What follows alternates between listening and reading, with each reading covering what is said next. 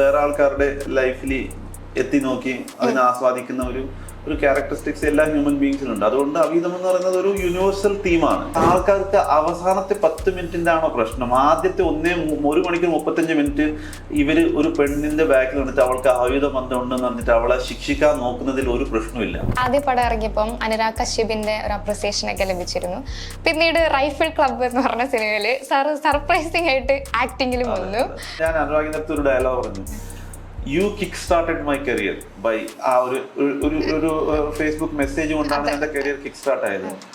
So maybe this will end my career എന്ന് പറഞ്ഞാൽ ഈ അഭിനയം കൊണ്ട്.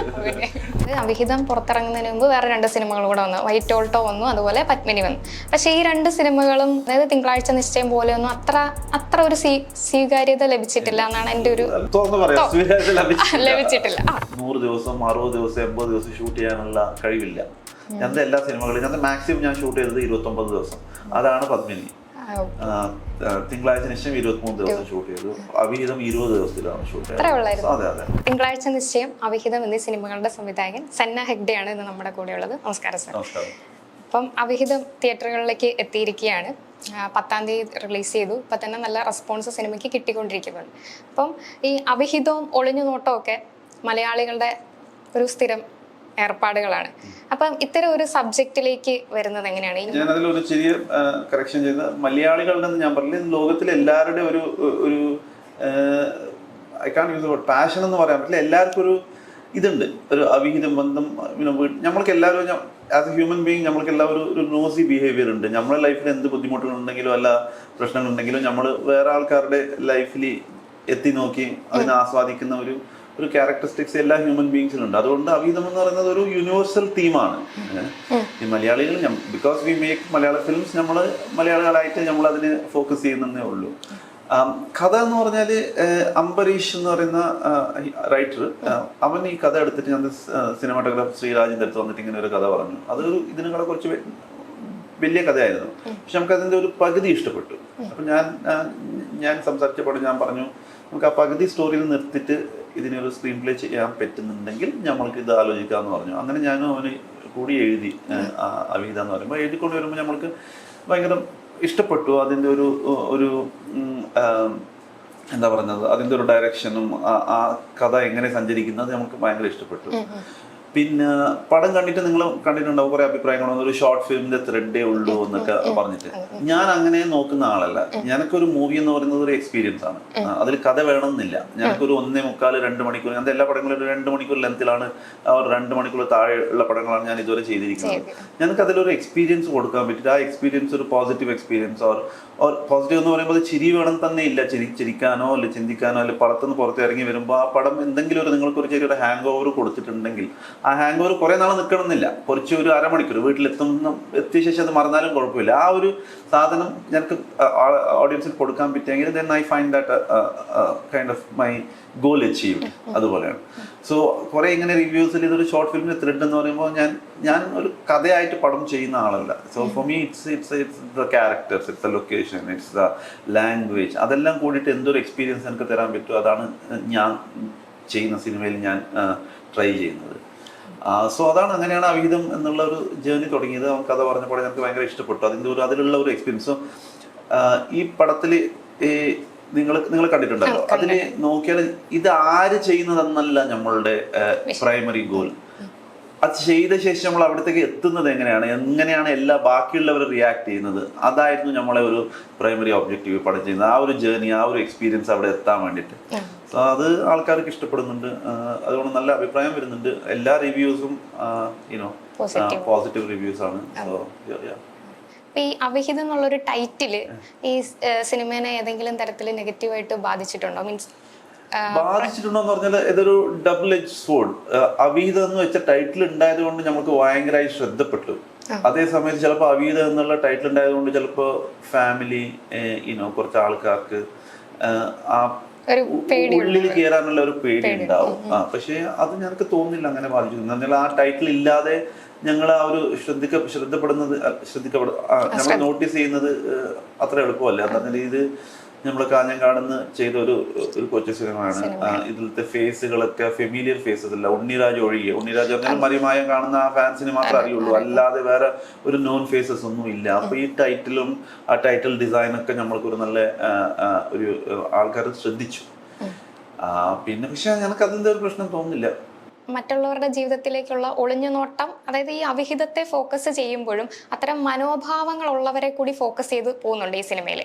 അതുപോലെ സാറിൻ്റെ ഒരു പ്രത്യേകത എന്താണെന്ന് വെച്ച് കഴിഞ്ഞാൽ വളരെ സീരിയസ് ആയിട്ടുള്ള കാര്യങ്ങൾ പോലും ഈ സറ്റയറായിട്ടോ അല്ലെങ്കിൽ ഹ്യൂമറായിട്ടൊക്കെ ടച്ച് കൊണ്ടുവന്നിട്ട് ചെയ്യാറുണ്ട്. അപ്പം ഇതെങ്ങനെയാണ് ഈ, കാരണം ഇത് ചിലപ്പോൾ തിരിച്ചടിക്കാം, ഈ സറ്റയറായിട്ടൊക്കെ ചെയ്യുമ്പോൾ ചിലപ്പം പറയാൻ ഉദ്ദേശിച്ച കാര്യത്തിൽ നിന്ന് തിരിഞ്ഞു പോവാം.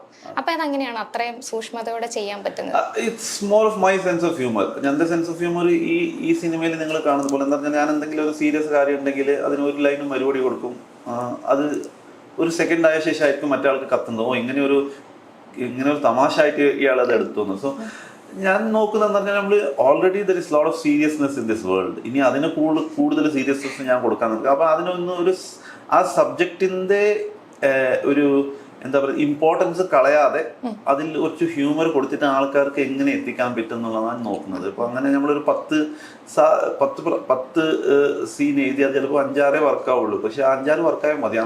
നമ്മളെല്ലാം വർക്കാവണമെന്നില്ല. അപ്പോൾ ചില ചിരികൾ ഇവിടെ വരും, ചില ചിരികൾ മറ്റേ സീനിൽ വരും. സോ അങ്ങനെ ഒരു മൊത്തത്തിൽ നമ്മൾ ആൾക്കാരെ ചിരിപ്പിക്കാൻ പറ്റുമെങ്കിൽ ഇങ്ങനത്തെ ഒരു സീരിയസ് സബ്ജക്റ്റ് ഒക്കെ നമുക്ക് എടുത്തിട്ട് കുറച്ചും കൂടി ആൾക്കാർക്ക് എത്തിക്കാൻ പറ്റും. So I don't believe in preaching ആൾക്കാരുടെ അടുത്ത് നിങ്ങൾ അങ്ങനെ ചെയ്യണം ഇങ്ങനെ. അത് ഞാൻ ആരാ പറയാൻ? Everyone has their own right to decide what they want to do in life. So ഞാനൊരു സബ്ജക്റ്റ് എടുത്താൽ അത് ഞങ്ങളുടെ പോയിന്റ് ഓഫ് വ്യൂ ഞാൻ പറയാൻ നോക്കും, ഞങ്ങളുടെ പോയിന്റ് ഓഫ് വ്യൂ നമ്മൾ പറയാൻ നോക്കും.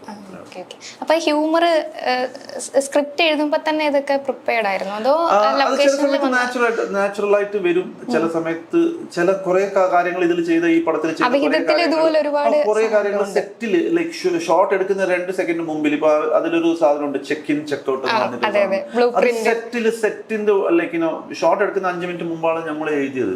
പെട്ടെന്ന് എനിക്ക് ആ സീൻ ഭയങ്കര ഡ്രൈ ആയി ഫീൽ ചെയ്ത് ഇവിടെ എന്തെങ്കിലും ഒരു ചെറിയ ഹ്യൂമർ കൂട്ടാൻ പറ്റുമോ എന്നുള്ളത് ഞാൻ എപ്പോഴും നോക്കും. അപ്പൊ അങ്ങനെയാണ് ആ സാധനം അതിൽ വന്നത്. അങ്ങനെ കുറെ സാധനങ്ങൾ നമ്മൾ ഷൂട്ട് ചെയ്യുന്ന മുമ്പ് ഞങ്ങളുടെ ടീം ഭയങ്കര സ്ട്രോങ് ടീമാണ് ലൈക്ക് ടെക്നിക്കലി. അപ്പോൾ ഞങ്ങൾക്ക് കുറേ സാധനങ്ങൾ വരി ചെയ്യേണ്ട ആവശ്യമുള്ളൂ. ശ്രീരാജ് രവീന്ദ്രൻ ഞങ്ങളുടെ ഒരു 50% റെസ്പോൺസിബിലിറ്റി പുള്ളി എടുത്ത് ചെയ്യും. സിനിമാറ്റോഗ്രാഫി ആവട്ടെ, helping me with art and costume അതൊക്കെ. അപ്പം ഞാൻ ഷൂട്ടിങ്ങിൻ്റെ ദിവസം primary focus is how I can elevate the scene, how I can improve the dialogues. അതാണ് മൊത്തത്തിൽ ചിന്തിക്കുന്നത്. അപ്പോൾ ഷോർട്ട് ആക്ഷൻ എന്ന് പറയുന്നവരെ നമ്മളിങ്ങനെ ചിന്തിച്ചുകൊണ്ട് എവിടെ എന്തെങ്കിലും ചെറിയ സാധനം കൂട്ടാൻ പറ്റുമോ എന്നുള്ള അങ്ങനെ കുറേ ഇമ്പ്രൂവ്മെന്റ് സെറ്റിലുണ്ടാവും. പിന്നെ ആക്ടേഴ്സിന് നോക്കിയിട്ട് അവരുടെ കാലിബറും അവരുടെ പൊട്ടൻഷ്യലും അവരുടെ ലുക്കും അവരുടെ ഡയലോഗ് പറയുന്ന രീതികളും കണ്ടിട്ട് നമുക്ക് ചില ഇമ്പ്രൂവ്മെന്റ് സെറ്റിൽ ചെയ്യാൻ പറ്റും. അങ്ങനെ കുറെ സാധനങ്ങൾ നമ്മൾ ചെയ്യും സെറ്റിൽ. അവിഹിതത്തിലെ ഓരോ സ്ത്രീകളും അവരവരുടേതായ ഒരു ഐഡന്റിറ്റി കീപ്പ് ചെയ്യുന്നുണ്ട്. ഇതിലെ സ്ത്രീ കഥാപാത്രങ്ങളെ കുറിച്ചിട്ട് ഒന്ന് പറയാമോ? ഇതിലിപ്പോൾ നിങ്ങൾ സ്ക്രീനിൽ കാണുന്നുണ്ടെങ്കിൽ it's majority of the time you see male characters. Okay, so women characters play supporting to these male characters up until ഒരു 90% of the film, and then female characters take over. അങ്ങനെയാണ് നമ്മൾ സ്ട്രക്ചർ ചെയ്തത്. ഇത് അംബരീഷിന്റെ സ്റ്റോറിയിൽ ഇങ്ങനെ തന്നെ ആയിരുന്നു അതിൻ്റെ ഒരു ഡെവലപ്മെന്റ്. പക്ഷെ നമ്മൾ ആ ഫീമെയിൽ ക്യാരക്ടറിന് കുറച്ചും കൂടി എവിടെയൊക്കെ ചെറുതായിട്ട് ഒരു ഇമ്പോർട്ടൻസ് കൊടുക്കാൻ പറ്റും, 1 ഡയലോഗ് 2 ഡയലോഗ്, ആ ഒരു ഇമ്പാക്റ്റ് ഉള്ള ഡയലോഗുകൾ നമ്മൾ അതിൽ ചേർത്ത് അവരെ ക്യാരക്ടർ വെറുതെ ഒരു രസത്തിന് അവിടെ അല്ലാതെ അതിനൊരു വാല്യൂ ഇമ്പോർട്ടൻസ് കൊടുക്കാൻ നോക്കി. അതിൽ ഏകദേശം നമ്മൾ കുറെ കാര്യത്തിൽ സക്സസ് ആയിട്ടുണ്ടെന്ന് തോന്നുന്നു. എന്താ പറഞ്ഞാൽ നല്ല റെസ്പോൺസും ആൾക്കാരുടെ അഭിപ്രായങ്ങൾ വളരെ നന്നായി വന്നിട്ടുണ്ട്. പ്രത്യേകിച്ച് ക്ലൈമാക്സിനോട് അതെ അതെ അതെ സ്ത്രീകളുടെ 2 രീതിയിലുള്ള ഒരു ഇതിലേക്കാണല്ലോ ലോട്ട് ഓഫ് പീപ്പിൾ മിസ്ഇന്റർപ്രറ്റിംഗ് അവിഹിതം. അവർ വിചാരിക്കും നമ്മൾ അവിഹിതത്തിന് സപ്പോർട്ട് ചെയ്യുന്നുണ്ടെന്ന്. അങ്ങനെയല്ല ഈ പടം കൺസിഡർ ചെയ്യുന്നത്. നമ്മൾ പറയുന്നത് അവിഹിതം ഇറ്റ്സ് എൻ ഇൻഡിവിജ്വൽ ചോയ്സ്. നിങ്ങൾക്ക് ചെയ്യണോ വേണ്ടോ എന്ന് ഞാൻ പറയാൻ ആരുമല്ല. നിങ്ങൾക്ക് അവിഹിതം ചെയ്യണമെന്നുണ്ടെങ്കിൽ ചെയ്തു, ചെയ്യാൻ ഈ താല്പര്യമില്ലെങ്കിൽ വേണ്ട. Legally it's not a crime. Okay, അവിഹിതം ചെയ്യുന്ന ലീഗലി അതൊരു ക്രൈം അല്ല. Morally it may be a crime. നമ്മൾ മോറലി എന്ന് പറയുമ്പോൾ നമ്മൾ മനസ്സിലായില്ലേ, ഇറ്റ് മേ നോട്ട് ബി. അത് ഒരു നമ്മൾ പുറത്തുനിന്ന് ജഡ്ജ് ചെയ്യുമ്പോൾ ചിലപ്പോൾ അത് ക്രൈം എന്ന് നമ്മൾ അത് തെറ്റെന്ന് നമ്മൾക്ക് തോന്നും. പക്ഷെ അത് അവരവരുടെ ജീവിതം അവരവരുടെ ചിന്താഗതിയാണ്. ഞങ്ങൾ പറഞ്ഞ ഇത്രയേ ഉള്ളൂ. അത് നല്ല കാര്യമെങ്കിൽ അത് 2 ആൾക്കും നല്ല കാര്യം, അത് മോശ കാര്യമെങ്കിൽ അത് 2 ആൾക്കും മോശ കാര്യം. ഇതിപ്പോ നമ്മളൊരു ആണ് ഒരു 10 ബന്ധങ്ങളുണ്ടെങ്കിൽ അവനൊരു ഹീറോ, പക്ഷെ പെണ്ണിന് ഒരു 10 ബന്ധം ഉണ്ടെങ്കിൽ അതിന്റെ ഓപ്പോസിറ്റ് ആണ്. അപ്പൊ അത് വേണ്ട നമ്മൾക്ക്. അവൻ ഹീറോ എങ്കിൽ അവളും ഹീറോ, അവൻ തെറ്റുകാരനെങ്കിൽ അവളും തെറ്റുകാരൻ. ആ ഒരു ഈക്വാലിറ്റി വേണം. എന്താ പറഞ്ഞാൽ ഇതൊരു മ്യൂച്വൽ റിലേഷൻഷിപ്പ് അല്ലേ. സോ അങ്ങനെയാണ് നമ്മൾ പറയുന്നത്. അല്ലാതെ നിങ്ങൾ പോയിട്ട് അവിധം ചെയ്യുക, അവിധം നല്ലതാണ്, അങ്ങനെയൊന്നും പടത്തിൽ പറയുന്നത് കണ്ടാലും നിങ്ങൾക്ക് മനസ്സിലാവും. സോ അതുകൊണ്ടാണ് ആ ടാഗ് ലൈൻ വന്നത്, it's not just a man's right എന്നത്. തെറ്റായെങ്കിൽ രണ്ടുപേരും തെറ്റ്, ശരിയായി രണ്ടുപേരും ശരിയെന്നാണ് ഞാൻ പറയുന്നത്. സാർ ഇപ്പൊ ഇത് പറഞ്ഞുകൊണ്ട് ഞാൻ ചോദിക്കും, ഇന്നലെ ഞാൻ ജസ്റ്റ് സോഷ്യൽ മീഡിയയിൽ ഒന്ന് ഈ സിനിമയെ കുറിച്ച് നോക്കിയപ്പോൾ സാറ് പറഞ്ഞ ഇതേ കമന്റുകൾ ഞാൻ കണ്ടിരുന്നു. അതായത് ക്ലൈമാക്സിലേക്ക് എത്തുമ്പോൾ ഈ അവിഹിതത്തെ ജസ്റ്റിഫൈ സിനിമ ചെയ്യുന്നുണ്ട്, അല്ലെങ്കിൽ അതിനെ ഗ്ലോറിഫൈ ചെയ്യാൻ ശ്രമിക്കുന്നുണ്ടെന്നൊക്കെ. അപ്പം അതായത് ശരിക്കും ഇതിന്റെ ത്രെഡ് എന്ന് പറഞ്ഞാൽ ഒരാൾ വേറൊരാളെ ഉപയോഗിക്കുന്നു, വേറൊരാളത് കാണുന്നു, പിന്നെ ഈ സിനിമ കറങ്ങിയടിച്ച് ലാൻഡ് ചെയ്യുന്ന ഒരു പോയിന്റ് ഉണ്ട്. അപ്പൊ അതാണ് സിനിമയുടെ ശരിക്കും പുറത്തേക്ക് വെക്കുന്ന പൊളിറ്റിക്സ് എന്ന് പറയുന്നത്. അപ്പൊ ഇത്തരം എതിരായിട്ടുള്ള സോഷ്യൽ മീഡിയ വിമർശനങ്ങളും ഒക്കെ ഉണ്ടാവാറുണ്ട്, അത് എല്ലായ്പ്പോഴും ക്രിറ്റിസിസം ഉണ്ടാവാറുണ്ട്. അപ്പൊ ഇതിനെയൊക്കെ എങ്ങനെയാണ് ഹാൻഡിൽ ചെയ്യുന്നത്? അതിന്റെ ഒരു കറക്ഷൻ കൂടി ഞാൻ പറയാം. അപ്പൊ ഈ പടം 1.25 മണിക്കൂറുണ്ട്. അതിൽ 1 മണിക്കൂർ 35 മിനിറ്റ് ഞങ്ങൾ ഒരു പെണ്ണിന്റെ അവിധം കണ്ടുപിടിക്കാൻ നോക്കി. ഓക്കെ, അവൾ ചെയ്തിട്ടുണ്ടോ ചെയ്തിട്ടില്ല എന്ന് പറഞ്ഞ പടം കണ്ടാലും നിങ്ങൾക്ക് മനസ്സിലാവും. അവസാനത്തെ 10 മിനിറ്റിൽ വേറൊരു സംഭവം നമ്മൾ കണ്ടുപിടിച്ചു. അപ്പൊ ഈ ആൾക്കാർക്ക് അവസാനത്തെ 10 മിനിറ്റിന്റെ ആണോ പ്രശ്നം? ആദ്യത്തെ 1 മണിക്കൂർ 35 മിനിറ്റ് ഇവര് ഒരു പെണ്ണിന്റെ ബാക്കിൽ വന്നിട്ട് അവൾക്ക് അവിധ ബന്ധം ഉണ്ടെന്ന് പറഞ്ഞിട്ട് അവളെ ശിക്ഷിക്കാൻ നോക്കുന്നതിൽ ഒരു പ്രശ്നമില്ല. അതാണ് നമ്മളെ അത് നമ്മളെ പോയിന്റ് പ്രൂവ് ചെയ്യുന്ന അവിടെ.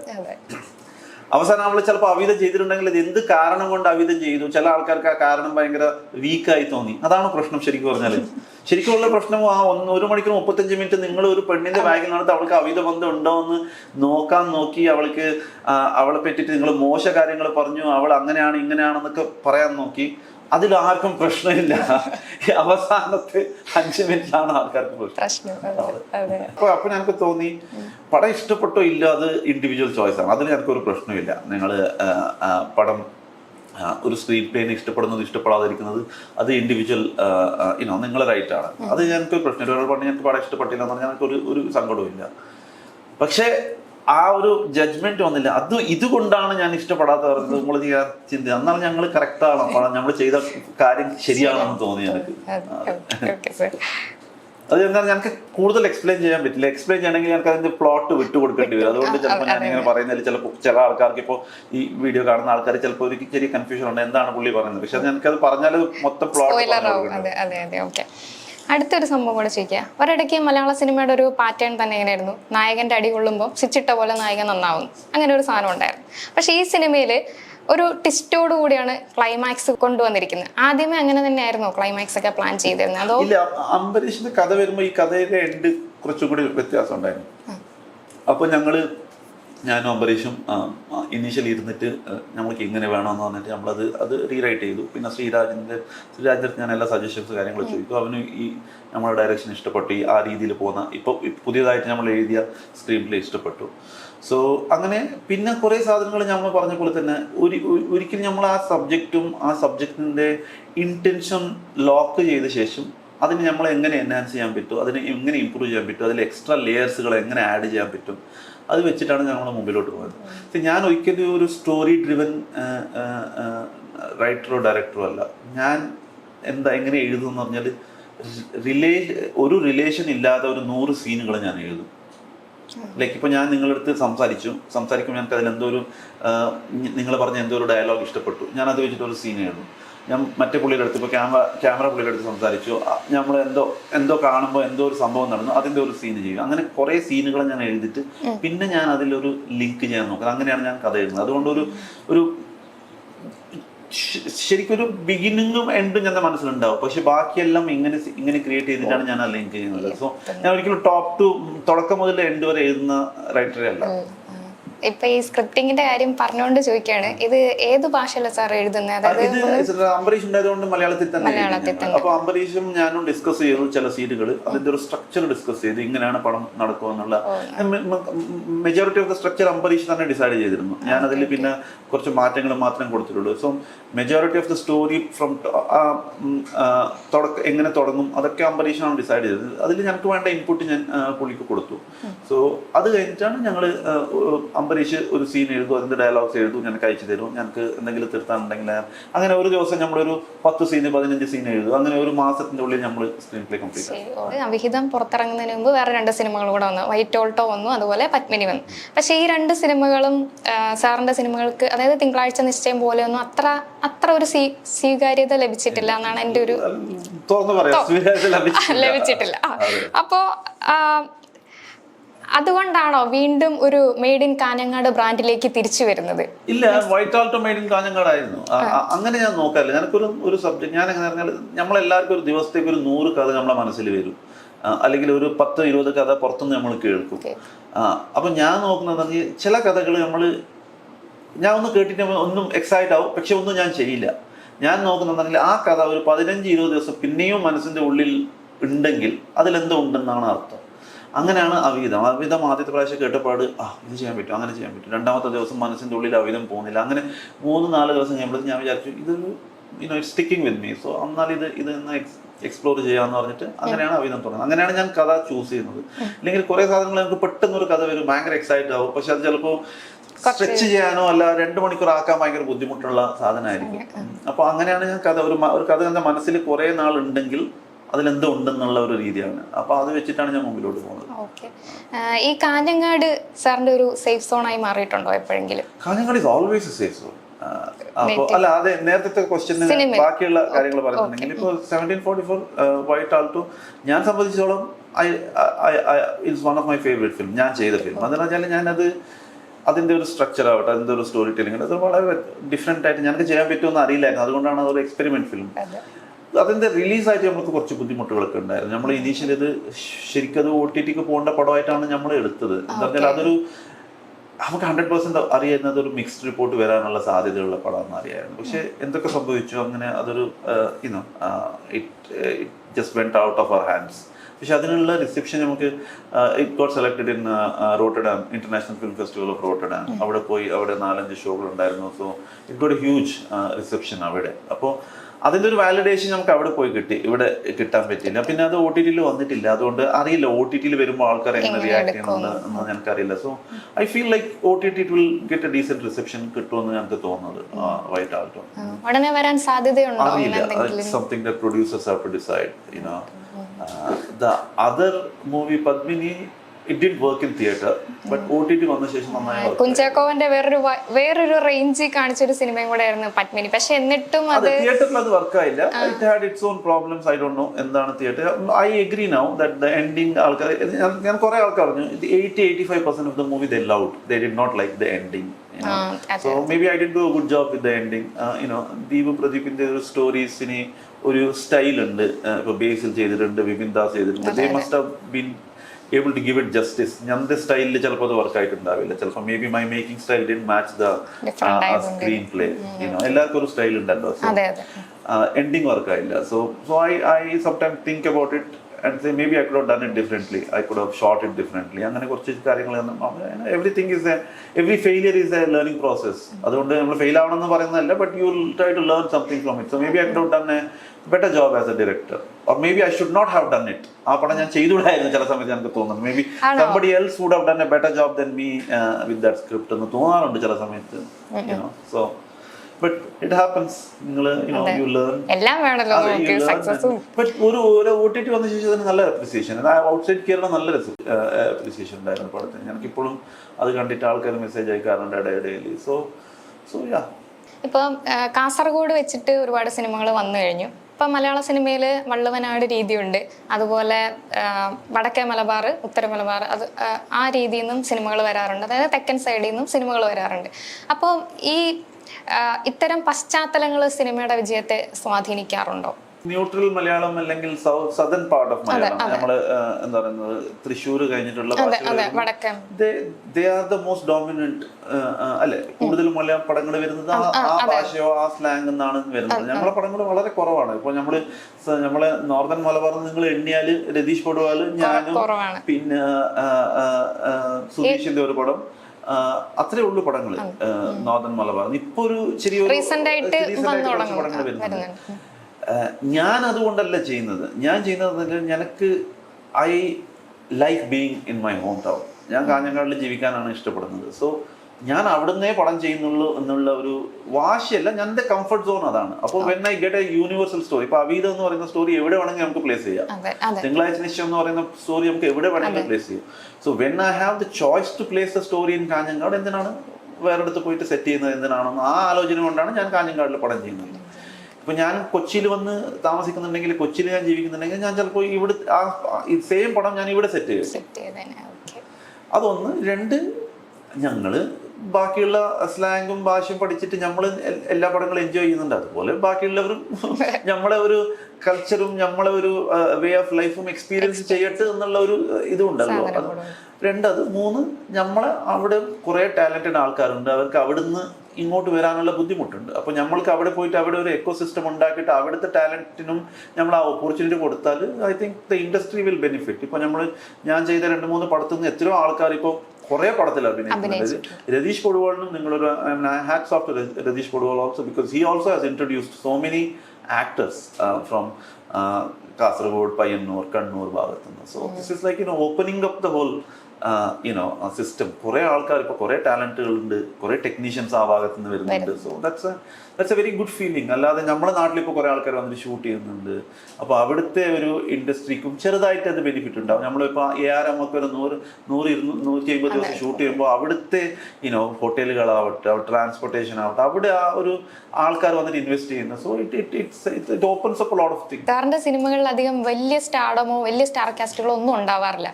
പുതുമുഖങ്ങൾ തന്നെയാണ് കൂടുതലും വരാറ്. അപ്പോ അത് എന്തുകൊണ്ടാണ് അങ്ങനെ തന്നെ വലിയ സ്റ്റാറുകളെ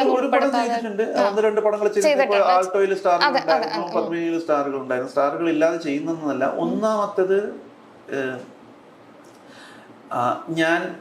ഞാൻ പറഞ്ഞ പോലെ ഞാൻ കഥകൾ പ്ലേസ് ചെയ്യുന്നത് കാഞ്ഞങ്ങാടിലാണ്. അപ്പൊ ഞാൻ എല്ലാം സിങ്ക് സൗണ്ട് വെച്ചിട്ടാണ് ഷൂട്ട് ചെയ്യുന്നത്. അപ്പൊ നമ്മളെ സ്ലാങ് അറിയണം, നമ്മളെ ഭാഷ അറിയണം. അവിടുന്ന് അത്ര വലിയ നടന്മാരില്ല, സൂപ്പർ സ്റ്റാർ ആയിട്ടുള്ള നടന്മാരൊന്നും നമ്മളെ കാസർഗോഡ് ഇതുവരെ വന്നിട്ടില്ല. ഇനി വരുമെന്ന് ഞാൻ ഉറപ്പുണ്ട്, പക്ഷെ ഇതുവരെ ആ ഒരു സ്റ്റേറ്റസ് ഉള്ള ആൾക്കാർ എത്തിയിട്ടില്ല. അപ്പൊ ഒന്ന്, അത് കാസ്റ്റ് ചെയ്യാൻ ബുദ്ധിമുട്ട്. രണ്ട്, ഡേറ്റ്സ്. ഇപ്പൊ ഞാനൊരു കഥ പറയാൻ, ഇപ്പോൾ നമ്മൾക്ക് സ്റ്റാർ വേണമെങ്കിൽ നമ്മൾ അവരുടെ അടുത്ത് പോയിട്ട് അവരുടെ ഡേറ്റ്സിന് വെയിറ്റ് ചെയ്യണം. അത് ചിലപ്പോൾ 1 കൊല്ലമായിരിക്കാം, 1.5 കൊല്ലമായിരിക്കാം. I don't have time for that. അങ്ങനെയല്ല, ഒരു ആരഗൻസ് എന്ന് പറയുന്നതല്ല, ഞാൻ സത്യസന്ധനായിട്ട് പറഞ്ഞത്. ഞാൻ 1.5 കൊല്ലം എന്താ ചെയ്യേണ്ടത് അപ്പം? So I would rather make movies like this. ഇപ്പോൾ ഈ പടങ്ങൾ ഫിനാൻഷ്യലി വലിയ കാശൊന്നും ഉണ്ടാക്കുന്നില്ല, പക്ഷെ നമ്മൾ ഇഫ് ഇറ്റ് ബ്രേക്സ് ഈവൻ, നമ്മൾ ഈ ചിലവാക്കിയ കാശ് നമുക്ക് തിരിച്ചു കിട്ടിയാൽ that's good because we had fun for 1 year. Everybody got to enjoy making this film. Financially വലിയ ലോസ് ഇല്ല എന്ന് വെച്ചാൽ പിന്നെ it's a win win situation for everybody. So അതാണ്, ആ രീതിയിലാണ് ഞാൻ നോക്കുന്നത്. So and we need these kind of films.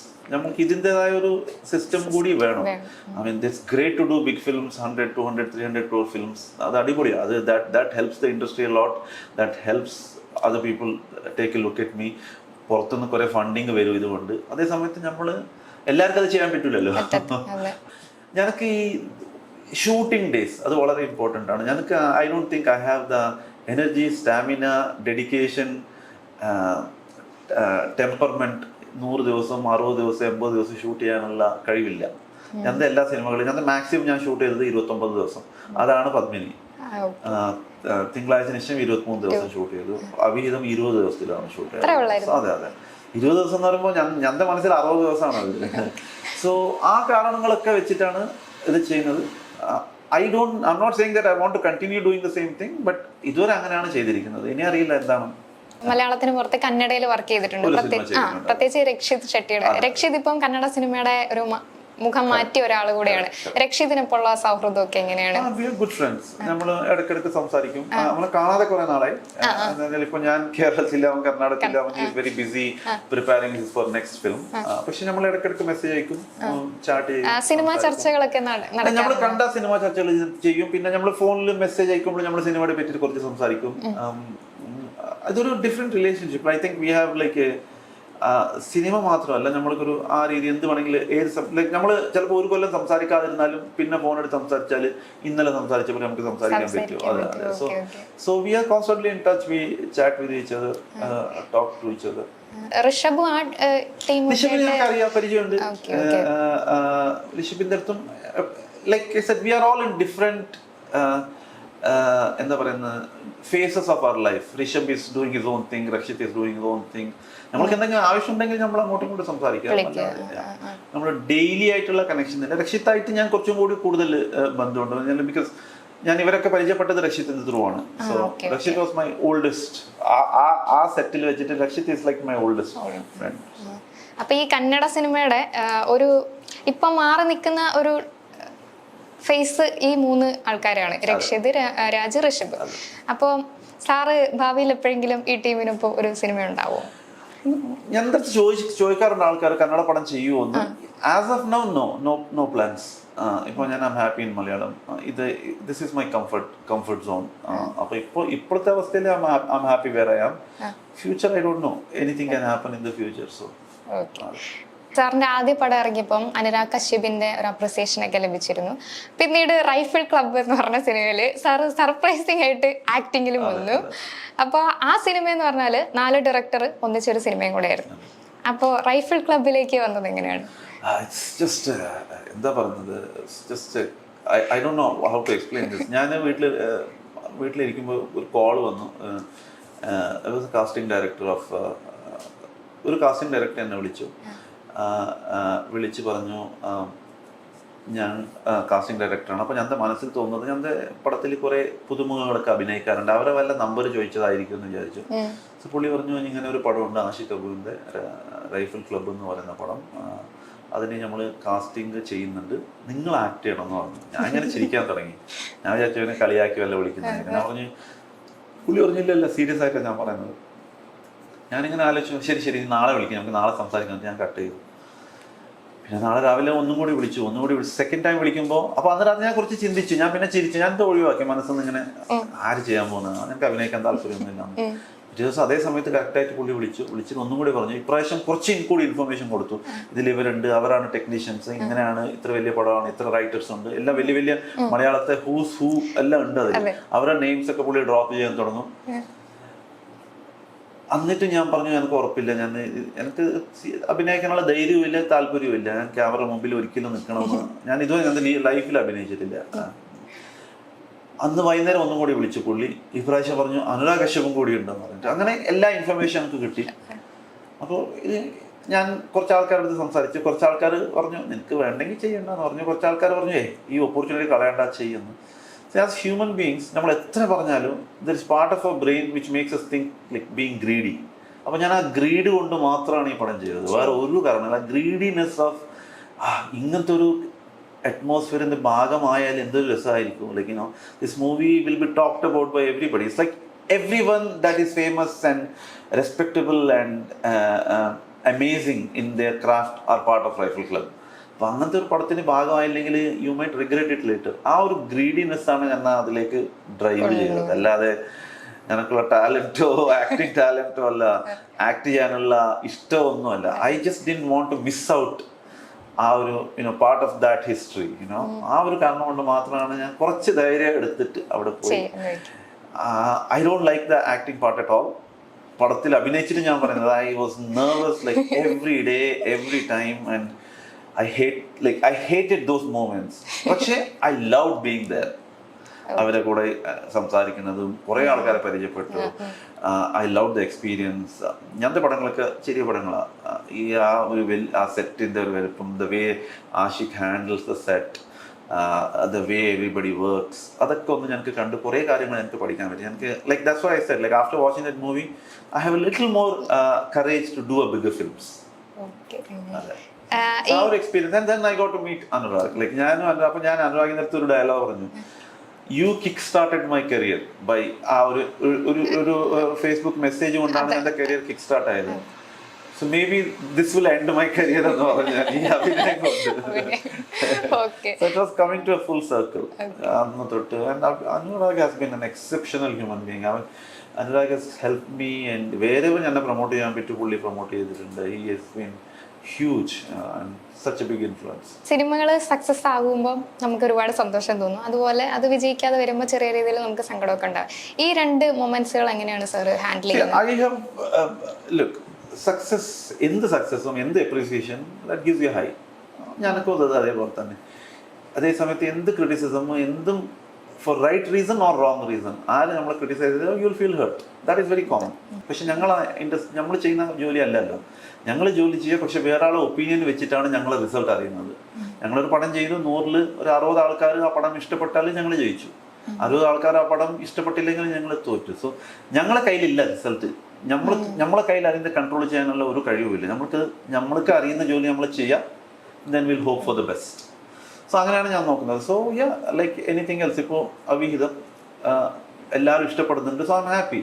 It doesn't mean that പടം ബോക്സ് ഓഫീസിൽ ഭയങ്കര കാശുണ്ടാക്കുന്ന അങ്ങനെയല്ല. പക്ഷെ പടം I have done my job. ഇത് box office a completely different game. അതേ സമയത്ത് previous 2 movies people didn't like it, so I felt bad for 2-3 days. But after that, like, this is a profession I have chosen. ഞങ്ങളുടെ പ്രൊഫഷനിൽ ആൾക്കാർ പറയുന്ന അഭിപ്രായം കൊണ്ടാണ് ഞാൻ നല്ലത് പൊട്ടുമെന്ന് തീരുമാനമാവുന്നത്. So I have to accept it, അല്ലാതെ വേറെ വഴിയില്ല. സോ 2-3 ദിവസം സങ്കടമാവും, വീട്ടിലിരിക്കും, റൂമിലിരിക്കും, ചിന്തിക്കും. 4ാമത്തെ ദിവസം പുറത്ത് വരും. you live to do if you want to do another film, you start working on new films. അങ്ങനെയാണ് ഞാൻ നോക്കുന്നത്. അപ്പം അഭിഹിത ഇതുപോലെ തന്നെ സക്സസ് ആയിട്ട് മുന്നോട്ട് പോട്ടെ, ഒരുപാട് നല്ല അഭിപ്രായങ്ങൾ സിനിമയ്ക്ക് കിട്ടട്ടെ.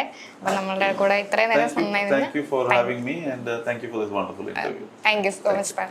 Okay.